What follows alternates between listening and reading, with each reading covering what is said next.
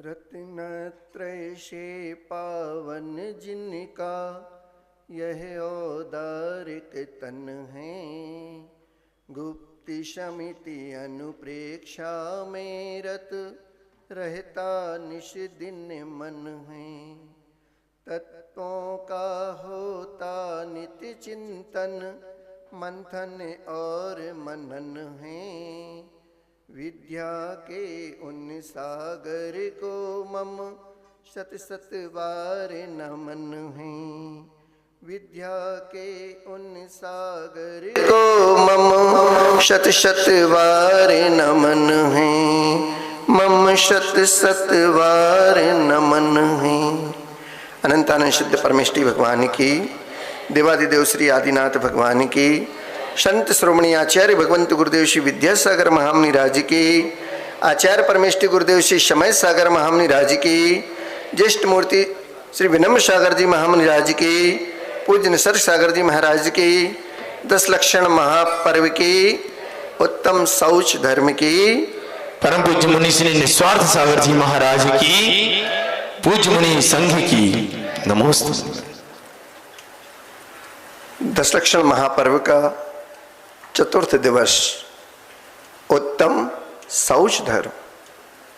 शौच यानी शुचिता, और दूसरा अर्थ लगाएं तो जब तक हम अपना खाली नहीं करते पेट, तो नहीं आती है जीवन में शुचिता। पहले खाली होना पड़ता है, तब जाकर उसमें कुछ आ पाता है। यही आज का पावन दिवस हमको सिखाता है। शुचिर भावः इति शुचितः। आत्मा का या मन का पवित्र होना ही शुचि भाव है, शुचिता है। भजन सुना था, मैं काशी बनारस और मथुरा गया, गंगा नहाते ख्याल आ गया। मैं काशी बनारस और मथुरा गया, गंगा नहाते ये ख्याल आ गया। तन को धोया बहुत, मन को धोया नहीं, बाद गंगा नहाने से क्या फायदा। तन को तो खूब धोते हैं, रगड़ रगड़ के नहाते हैं, अच्छे अच्छे साबुन, क्रीम, पाउडर आदि सब कुछ लगाते हैं, लेकिन जब इस तन के अंदर की ओर दृष्टिपात करते हैं तो इस तन के अंदर क्या भरा हुआ है, तो 12 भावना में पढ़ते हैं, 9 मल द्वार बहें ऋषि वासर, नाम लिए घिन आवे। अरे नाम लेना जिसके लिए हमको ग्लानि होती है, देखने पर मन खिन्न हो जाता है, ऐसे इस शरीर में अपवित्रता भरी हुई है और हम मना रहे हैं उत्तम शौच धर्म। शुचिता का पर्व मना रहे हैं, लेकिन उस शुचिता के पर्व को मनाने के लिए पहले अपनी आत्मा को, अपने मन को पवित्र और निर्मल करना होता है। गंगा नहाया, व्यक्ति आ गया और आकर पुनः उसी राग द्वेष में फंस गया, तो गंगा नहाने से क्या फायदा। न बड़ों का सम्मान किया, न क्रोध पर विजय प्राप्त की। जब देखो जब एक दूसरे से लड़ाई झगड़े करते रहे, तो हमारे वह क्रोध क्षमा के रूप में आज तक परिणति नहीं हो पाई। क्रोध से आगे बढ़ने पर फिर मान भी आ जाता है, क्योंकि जहाँ क्रोध है वहाँ मान भी रहता है। ये अलग बात है कि क्रोध के समय क्रोध ही रहता है, क्योंकि एक समय में एक ही कार्य हुआ करता है। मान में आते हैं तो क्रोध के वशीभूत होकर फिर मान में परिणति हो जाती है, और मान से भी हम अभिमान में फूल जाते हैं। तो रावण का आपने उदाहरण सुनाई हुआ था, जब क्रोध हुआ, मान हुआ, तब किसी न किसी कारण तो होगा। तो धन का वैभव, कुल का वैभव आदि 8 मदों से ऊपर नहीं उठ पाए, तो मायाचारी करने में लग गए। उस मायाचारी को भी आज हम चाहते हैं कि ये सब हमारे अंदर हैं, और हमारे अंदर शौच धर्म आ जाए, तो ये 3 काल में संभव नहीं हो सकता। क्यों? क्योंकि शौच धर्म पवित्रता का प्रतीक हुआ करता है, और वह पवित्रता संतोष के माध्यम से आती है। जैसे जैसे व्यक्ति का लोभ बढ़ता है, वैसे वैसे उसका लोभ बढ़ता चला जाता है, और उस लोभ की इच्छा से, उसकी तृष्णा से उसकी वह अंदर लोभ बढ़ता चला जाता है। पूजन में भी आप पढ़ते हैं, तृष्णा की खाई खूब भरी पर वह रिक्त रही, वह रिक्त रही। क्यों? क्योंकि पेट के लिए तो दिन रात जो आप मेहनत करते हैं इतनी आवश्यकता नहीं होती। पाव भर आटे में भी आपकी भूख शांत हो सकती है और हो जाती है, लेकिन जो पेटी होती है उस पेटी की भूख आज तक कभी समाप्त नहीं हुई। जितना भी उसके अंदर भरते जाओ हमेशा वह खाली खाली खाली ही दिखती है। तृष्णा की खाई खूब भरी पर रिक्त रही, वह रिक्त रही। शुचिता का यह पावन धर्म इसी लोभ तृष्णा पर कुठाराघात करता है और आपके लिए संतोष का जो प्रेरणा मिलती है, संतोष हृदय धारण करने के लिए कहा जाता है।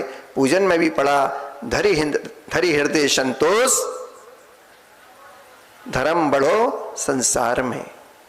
जो धर्मात्मा होता है वह हमेशा संतोषी प्राणी हुआ करता है। जो धर्मात्मा देवशास्त्र गुरु की अनन्य भक्ति करता है वह जानता है कि आज हमने जितना कमा लिया आज के लिए हमारे लिए पर्याप्त है। वह कल की चिंता नहीं करता, क्योंकि कल तो हमारे जीवन में कभी आता ही नहीं। जिसके लिए जोड़ के रखा जाता है वो आप भोग नहीं कर पाते हैं, और जिसको छोड़ के जाते हैं वो पता नहीं कौन से पाप कार्यों में लगाएगा, तो उसका भी आपका पुण्य नहीं लगेगा, पाप का ही अर्जन होगा और उस पाप का फल आपको भी भवों भवों में भोगना पड़ेगा। क्योंकि जब पुण्य का फल हमको मिलता है तो वो भी भव भव में साथ देता है, तो पाप का भी तो हमारे साथ देगा। वह रास्ते में राहगीरों को रोकता है, उनसे दुर्व्यवहार करता है, उनके पास जो भी जमा पूंजी रहती है वो छोड़ लेता है, छीन लेता है और एक प्रकार से वह डकैती करता है। उस व्यक्ति की उन आदतों के कारण बहुत से लोगों ने उस रास्ते से जाना ही बंद कर दिया, रास्ते से जाना बंद कर दिया। लेकिन जो कुछ नए व्यापारी होते हैं वो उस रास्ते से जा रहे होते हैं। क्यों? क्योंकि और कोई रास्ता था नहीं, दूसरे देश में जाना है, हमको अपने देश में उतना लाभ नहीं मिलता, इसलिए लाभ कमाने परदेश में जाना है। परदेश में वो वहाँ पर गए व्यापार के निमित्त से, और जब व्यापार करके वापस लौट रहे थे, अधिक धन कमा लिया था, सब कुछ अच्छा था, और रास्ते में आ रहे थे कि वहीं पर वो डाकू मिल जाता है और उसके हाथ में हथियार रहता है। उन हथियार के बल पर व्यक्तियों को अपने प्राणों का भय सताता है और वह उनके सामने आत्मसमर्पण कर देता है, और वह डाकू सारी धन संपदा उनसे छीन लेता है। घर पहुंचता है, अच्छे जेवर मिल जाते हैं तो पत्नी खुश हो जाती है, माता पिता के लिए धन दे देता है, माता पिता खुश हो जाते हैं। ऐसा उसका वर्षों का नियम चल रहा था कि एक दिन उस जंगल में उस रास्ते पर उसको एक महात्मा के दर्शन हुए।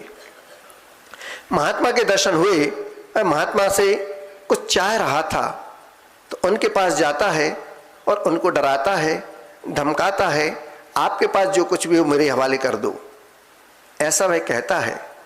पर महात्मा धर्मात्मा थे, वो संतोषी थे, उनके हाथ में कुछ नहीं था, मात्र एक हाथ में कमंडल था और एक हाथ में कुछ उनका जिसपे हाथ टिका के वो माला फेरते थे, प्रभु का ध्यान करते थे, वो एक डंडी थी। इसके अलावा उनके पास कुछ नहीं था और वस्त्र पहने थे।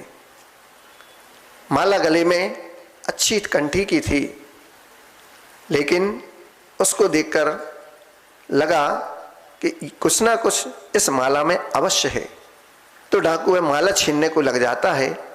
तो महात्मा कहते हैं कि मैं माला भी दूंगा, ये कमंडल भी दूंगा, सब कुछ इसके अंदर है, बस शर्त इतनी है कि तुमको एक बात का ध्यान रखना है कि जिसके लिए तुम ये सब कार्य करते हो, डकैती करते हो, लोगों को मारते हो, छीना झपटी करते हो और उनके सामान को ले जाते हो, संपदा को ले जाते हो, अपने परिवार में लोगों से पूछना कि तुम्हारे इस पाप में कौन कौन सहभागी बनेगा, और जब इसका फल हमको भोगना पड़ेगा तो मेरे साथ कौन उस फल को भोगने में साथ जाएगा। व्यक्ति की समझ में आ जाता है और वह डाकू मुंह लटकाते हुए घर चला जाता है। क्यों? क्योंकि अगर आज मैं कुछ लेकर नहीं गया तो पत्नी मुझे भोजन नहीं देगी, माता पिता मुझे अपशब्द कहेंगे। लेकिन क्या करें, सुबह से शाम हो गई, इस महात्मा के चक्कर में आज मुझे कुछ नहीं मिला। फिर भी महात्मा ने जो कहा मैं करता हूँ, प्रयास करूँगा, यह सोचकर वह चला जाता है। घर में जाता है तो पत्नी तो राह देखती है, दरवाजे पे सबसे पहले वही मिली, हाथ आगे किया, आज मुझे कौन सी नई चीज देने वाले हैं। जब चेहरा देखा कि मुंह तो लटका है और हाथ में भी कुछ नहीं है, तो तुरंत दरवाजे को जोर से बंद कर देती है, बोले घर के अंदर प्रवेश मत करना। दरवाजा खटखटाता है, पिता को दया आती है, बेटे को भीतर बुलाते हैं। माता पिता कहते हैं आज क्या लाए? कुछ नहीं मिला। तो क्या कर रहे थे दिन भर? सुबह से शाम हो गई, कुछ नहीं कहा उसने। फिर यही कहा कि मैंने आज तक वर्षों हो गए लोगों के लिए मारा है, लोगों को पीड़ाएं दी हैं, उनकी धन संपदा को छीना है, लेकिन आप, मैं ये कहता हूँ, मुझे महात्मा के दर्शन हुए रास्ते में, उन्होंने मुझसे कहा कि तेरे लिए तो नरक के अलावा और कहीं जगह नहीं मिलेगी। तूने अपने जीवन में इतना पाप की लिया, किसके लिए? 2 वक्त के भोजन के लिए। और वो भोजन भी कौन दे रहा मुझे? जब मैं कमाकर, किसी को मारकर, किसी की धन संपदा छीन कर लाता हूं, तब जाके मुझे घर में भोजन मिलता है, पत्नी खुश होती है, माता पिता खुश होते हैं। आज मैं कुछ लेके नहीं आया तो लोगों ने मेरा तिरस्कार कर दिया। महात्मा ने मुझसे कहा था कल मेरी मृत्यु हो जाएगी, मैं नरक में जाऊंगा, इन बुरे कर्मों का, पाप कर्मों का फल भोगूंगा। इस फल को भोगने के लिए मेरे साथ कल कौन चलेगा? इतना कहना था कि पति की बात सुनकर पत्नी 2 कदम पीछे हट जाती है, बोली मैं अपने जीवन को आपके लिए समाप्त कर दूंगी। अभी मैंने जीवन देखा ही कहाँ है, कुछ ही समय तो हुआ आपके साथ आए हुए, नहीं मैं आपका साथ नहीं दे सकती। पत्नी दूर हट जाती है। इधर माता पिता भी कहते हैं बेटा सब अपने कर्मों का फल भोगते हैं, तुम्हारे साथ मर के मुझे क्या मिलेगा? मेरी तो अभी आधी उम्र हुई है, मेरे अभी 85 वर्ष तो हुए, अभी मुझे और संसार देखना है। जिस माँ ने कोख में रखकर 9 माह की तकलीफों को सहन किया, आज वह माँ भी कह देती है मुझे आपके साथ जाने में कोई रुचि नहीं, कोई शौक नहीं, मेरा पति मेरे पास है, मुझे तो उनके साथ रहना है। यह सुनकर उस डाकू की आंखें खुल जाती हैं और वह उसी पल उल्टे पैर लौटकर उन्हीं साधु महात्मा के पास पहुंच जाता है और देखता है कि लोभ से बढ़कर इस संसार में और कोई साथी हमारा नहीं है। जब तक पैकेट में, बटुए में, हाथ में पैसा है तो पराये भी अपने हो जाते हैं, और जब हमारे हाथ से कुछ नहीं रहता, दुख के दिन आते हैं, मेरे ऊपर आपत्ति आती है, विपत्ति आती है, तो वही सुख में साथ देने वाले हमारे अपने भी पराये हो जाते हैं। लेकिन हमें आज अपने आप को देखना है और सोचना है इस शुचिता के इस पावन पर्व पर कि हम अपने जीवन में कितना संतोष भाव को धारण कर पाते हैं, लोभ से दूर हो जाते हैं और शौच भाव को, शुचिता भाव को अपने अंदर प्रकटा पाते हैं। नदियाँ, नदी, नाले, सब कुछ सारे जहाँ का बहकर अंत में अपनी यात्रा समुद्र में जाके समाप्त करते हैं, लेकिन आज तक समुद्र का पेट कभी नहीं भरा, कभी वह तृप्ति को प्राप्त नहीं हुआ। कितना भी उसके अंदर नदियां आके समाती चली जाएं, समुद्र हमेशा खाली का खाली रहा है। भली कितनी अथाह जलराशि उसके अंदर हो, लेकिन उसके बाद भी कभी उसने अपने आप को तृप्ति का अनुभव नहीं किया। भोजन भी आप रोज करते हैं, सुबह खाते हैं, दोपहर खाते हैं, शाम को खाते हैं, रात में भी खाते हैं, पता नहीं कितने बार भोजन चलता रहता है। कभी पेट ने मना किया? तृष्णा की खाई खूब भरी, वह रिक्त रही, वह रिक्त रही। ये तो पावन पर्व है, दशरक्षण महापर्व है, इसलिए आज हम 10 दिन के लिए धर्मात्मा बन जाते हैं। यही 10 दिन अगर हमारे जीवन के 365 दिन बने रहें तो वास्तव में आप धर्मात्मा कहला सकते हैं। ऐसा हमारे जीवन में कब यह शुभ अवसर आएगा।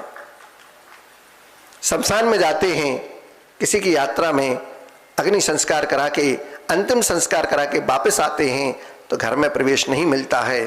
क्यों नहीं मिलता है? क्योंकि अशुद्ध हो गए आप। पहले स्वच्छ होइए, तब जाके आप स्नान करते हैं, उसके बाद घर में प्रवेश करते हैं। और वही रत्नत्रय के धारी मुनिराज उसी शमशान में जाकर ध्यान लगा लेते हैं, बैठे रहते हैं, बेला तेला कर लेते हैं। 3 दिन बाद भी पारना को आते हैं। आप पलक पावड़े बिछाए रास्ता देखते रहते हैं और बुलाते हैं, हे भगवान अत्र अत्र अत्र तिष्ठ तिष्ठ तिष्ठ, मन शुद्धि, वचन शुद्धि, काय शुद्धि, आहार जल शुद्ध। हे स्वामी नमोस्तु नमोस्तु नमोस्तु। उसी शमशान से मुनिराज आते हैं। आपको आकर स्नान करना पड़ता है। मुनिराज को ना स्नान करना है, ना उनको किसी प्रकार की शुचिता करना पड़ती है। केवल हाथ पैर को धो लिया, उनकी शुचिता हो गई। क्यों? तन तो वही है। जो तन आपके पास है वो मुनिराज के पास भी है। वही नवमल द्वार इनके अंदर भी हैं, वो आपके अंदर भी हैं। वही शमशान से आप भी आए, मुनिराज भी आए। फिर क्या कारण है कि उनके चरण घर में पड़ जाएं, मेरा घर मंदिर बन जाए और हमारे रहने से अशुद्धता बढ़ती है। उनका तन पवित्र है क्योंकि उन्होंने उस रत्नत्रय को धारण किया जिसकी आराधना करने आप सब लोग यहाँ पर एकत्रित हुए हैं। इसलिए मंगलाचरण में मैंने कहा, रत्नत्रय से पावन जिनका यह औदारिक तन है, गुप्ति समिति अनुप्रेक्षा में रत रहता निष्दिन मन है, तत्वों का होता नित्य चिंतन मंथन और मनन है, विद्या के उन सागर को मम शत शत बार नमन है। ऐसे गुरुओं ने हमको जो प्रेरणा दी, हमारे जीवन में उस शुचिता को पावन किया, अंदर मन से और तन से उस कलुषता को दूर कर दिया, जिसको दूर करने पर ही यह रत्नत्रय की अमूल्य निधि प्राप्त हुआ करती है। ऐसे रत्नत्रय की अमूल्य निधि के धारक आचार्य परमिष्टि के ही वंशज आचार्य भगवंत समय सागर जी महाराज खजुराहो में विराजमान उस रत्नत्रय का पावन उपदेश दे रहे हैं और सबको उस मार्ग पर बढ़ा रहे हैं, आगे चला रहे हैं। उनकी उस पावन देह के दर्शन करके न जाने हम कितने जन्मों के अपने पापों का क्षय कर लेते हैं। अब धन का नहीं धर्म का सम्मान होना है। अब धन का नहीं धर्म का सम्मान होना है और लोभ का नहीं संतोष का विधान होना है। सुनते रहे हैं धर्म के बारे में बहुत लोग, लेकिन अब तो हमारे आचरण का इम्तिहान होना है। हमें अपने आचरण को पावन और पवित्र बनाना है। इसलिए इन विकारी भावों को अपने दूर करते हुए अपने जीवन में पावन और पवित्रता को लाने के लिए इस शुचि भाव को, शुचिता को धारण करना है। तभी तो महाराज जी हम दूर दूर से जगह जगह से सारे लोग आए आपके पावन सानिध्य का लाभ लेने के लिए। ऐसे ही वह माँ महात्मा के आश्रम में जाती थी, प्रतिदिन उनका उपदेश सुनती थी और अपने मनोभावों को अच्छे से संभाल के रखती थी। लेकिन जैसे ही आश्रम से बाहर आती थी, घर पहुंचती थी, घर के कार्यों में लगती थी, पुनः वैसे ही उसका मन खिन्न हो जाता था। बहुत दिनों तक आश्रम में आती रही, प्रवचन सुनती रही, महात्माओं का लाभ लेती रही। फिर एक दिन मौका पाकर उसने उन्हीं संत महात्मा के पास जाकर कहा, भगवान मेरे जीवन में शांति नहीं है, मुझे मेरा मन अशांत रहता है, मैं कैसे शांति प्राप्त करूं? और मेरा एक मनोभाव और है कि आप मेरे घर पर भोजन के लिए पधारें। महात्मा ने आशीर्वाद दिया और तथास्तु कहकर उसके निमंत्रण को स्वीकार कर लिया। समय पर महात्मा जी पहुँचे, दरवाजे पर आवाज़ लगाई, भिक्षाम देहि। माता ने देखा कि मुनिराज महात्मा जी आज तो आ गए, मेरे घर को पवित्र करने। मैं धन्य भाग हुई, सुबह से जिसकी प्रतीक्षारत थी कि आज आएंगे, और अपने शुद्ध भावों के साथ उसने बहुत ही अच्छा भोजन तैयार किया। मिष्ठान भी बनाया, खीर भी बनाई, बहुत अच्छे उसमें मावा, मिष्ठान आदि, केसर, सुगंधित पदार्थ भी डाले, सब कुछ सुव्यवस्थित। बाहर से भी कोई अगर उसकी सुगंध को सूंघ लेता, नासिका से ग्रहण कर लेता, तो उसका भाव भी भोजन करने का हो जाता। इन पवित्र भावों के साथ उसने भोजन को तैयार तो किया। महात्मा जी पहुंच भी गए, भिक्षाम देही आवाज भी लगाई, और माँ बाहर आके महात्मा जी को घर के अंदर ले गई।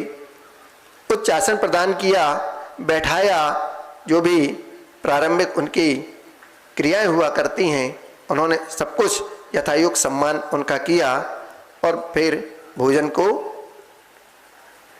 निवेदन किया। भोजन का निवेदन करते हुए महात्मा ने अपने पात्र को हाथ में ले लिया। माँ थाली सजाकर बहुत अच्छे से लेकर आई।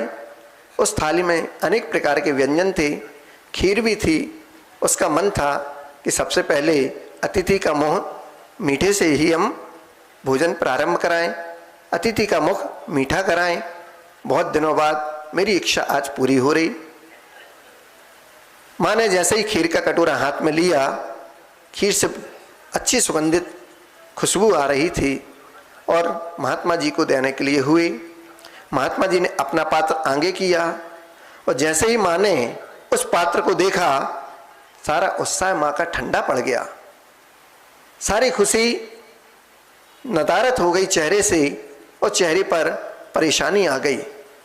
क्या हो गया? महात्मा तो कह रहे आप अपना इसमें जो भी भोज्य पदार्थ है मेरे कमंडल में दे दीजिए, उस पात्र में दे दीजिए। लेकिन जब पात्र को देखा उस माँ ने, तो माँ के होश आवाज उड़ गए। पात्र क्या है? बोले पात्र में कंकड़ पत्थर पड़े थे, मिट्टी लगी हुई थी, और उस पात्र में आप कह रहे हो कि भोजन दे दो।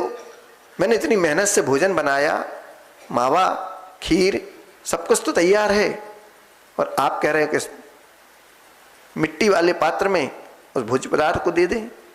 कैसे दे दूं? पहले मैं साफ कर देती हूँ उस पात्र को, उसके बाद इतना सारा स्वादिष्ट व्यंजन आप आराम से लीजिए। महात्मा ने कहा, क्या मेरे पात्र को साफ किए बगैर आप अपना भोजन इसमें नहीं देंगी? माँ मना कर देती है, मेरी मेहनत बेकार हो जाएगी, आपको भोजन अच्छा नहीं लगेगा, आपके मुख में कंकड़ पत्थर मिट्टी जाएगी, सारा भोजन किरकिरा हो जाएगा, आपको कोई आनंद नहीं आएगा। उसी प्रकार महात्मा कहते हैं कि आपने मुझसे आश्रम में सत्संग के बाद कहा था कि मेरे जीवन में शांति नहीं है, मेरा मन अशांत रहता है। माँ, जब हमारे मन में कंकड़ पत्थर रूपी, मिट्टी रूपी क्रोध, कसाय, मान, लोभ रहेगा, कसाएं रहेंगी, और हमारे जीवन में लोभ ही लोभ आगे बढ़ेगा, तब हमारा मन कैसे पवित्र होगा, कैसे शांत होगा, कैसे उस शांति को प्राप्त होंगे। इसलिए सबसे पहले अपने मन को पवित्र करना है, तो उन क्रोध, कसायों को, मान, मत्सर को दूर करना होगा। तब जाकर आपके जीवन में शौच रूपी है पवित्रता, पवित्र मन आएगा, तब जीवन में आपको शांति प्राप्त होगी। क्योंकि आज जब इंसान के अंदर लालच का जन्म हो जाता है, तो उसकी सुख शांति और उसकी संतुष्टि सब समाप्त हो जाया करते हैं। जैसे वो व्यक्ति था, दूसरी कक्षा, तीसरी कक्षा में शायद वो कहानी थी, लेकिन आज भी वह दिमाग पर अंकित हो गई उस लोभ के वशीभूत होकर। क्या था? वो व्यक्ति प्रतिदिन एक सोने का अंडा प्राप्त करता था। कहाँ से मिलता था? चूंकि वह मुर्गी पालन करता था, रोज उसको एक सोने का मिलता था। सोने का एक मिलना बहुत बड़ी बात है, सारी दरिद्रता दूर हो गई, सब कुछ अच्छा है, लेकिन थोड़ा इंतजार करना पड़ता था, क्योंकि समय निश्चित नहीं था, कभी सुबह, कभी दोपहर या कभी शाम को, लेकिन एक तो उसको रोज मिलना है। अब वह सोचता कि मैं रोज रोज इस मुर्गी के पीछे अपना पूरा समय बर्बाद करता हूँ, सुबह दोपहर शाम पीछे लगे रहो, कब मिलेगा कब मिलेगा, ऐसा करें इसको अंदर जो भी कार्य किया जाता है वो सारे एक साथ ही निकाल लूं, क्योंकि उसके अंदर तो सोने का खजाना है। लेकिन एक क्यों देती है रोज, एक साथ दे दे पूरे, नहीं दे पाती, लालच बढ़ता गया, समय नहीं दे पाता। तब जाके उसने एक दिन मुर्गी का काम तमाम कर दिया, सारे अंडे एक साथ निकाल लूं। और जैसे ही जब देखता है तो एक भी अंडा नहीं पाता है, एक भी सोने का टुकड़ा नहीं मिलता है, वह जीवन अपना समाप्त कर देती मुर्गी। उसके कारण वह व्यक्ति भी हाथ मलता रह जाता है, क्योंकि अब पछताए होत क्या जब चिड़िया चुग गई थी। ऐसे यह सुचिर भाव हमारे जीवन में लोभ लालच को छोड़कर संतोष भाव को धारण करें। हृदय में संतोषी प्राणी सदा सुखी रहता है जग में, इसलिए अपने जीवन को संतोष के माध्यम से सुखी करें। पवित्र भाव, पवित्र मन हमारे होगा, तभी जाकर यह शुचि भाव, सोच का भाव, शुचिता का भाव हमारे अंदर प्रकट होगा। आप सबके अंदर यह भाव प्रकट हो। इस मंगल भाव के साथ अहिंसा परमो धर्म की जय। परम पूज्य मुनि श्री निस्वार्थ सागर जी